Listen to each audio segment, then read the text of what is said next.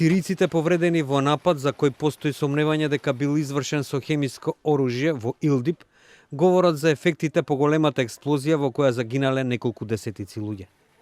Двајца сирици од 15 колку што се префрлени на болнички третман во турскиот град Рейханли, изјавија дека по нападот тие не можеле да дишат и отичувствувале гадење и вртоглавица.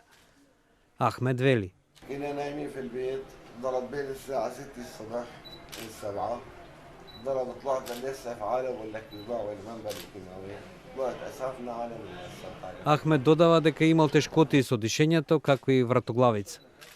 Веда Аджај, која била повредена за време на нападот, пак изјави: ايوه قذيفة طلع فيها دخان كثير ايوه طلع فيها معها دخان كثير وصار Обсерваторијата за човекови права во Сирија со седиште во Британија, лекарите и спасувачките екипи во подрачјето под контрола на бунтовниците во Сирија ги обвинија сириските власти за нападот.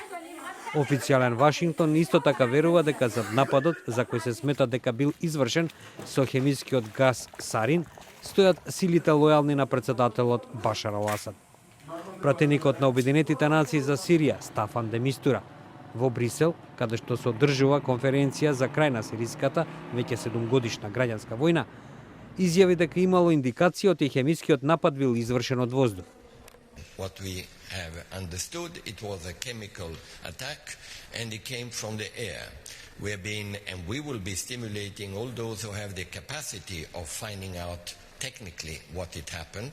Обединетите нации, осудувајќи го инцидентот, повторија дека користењето хемиско оружје представува сериозно кршење на човековите права и воено злосторство. Сириската армија ја отврли одговорноста за нападот, наведувајќи дека никогаш не употребувала хемиско оружје.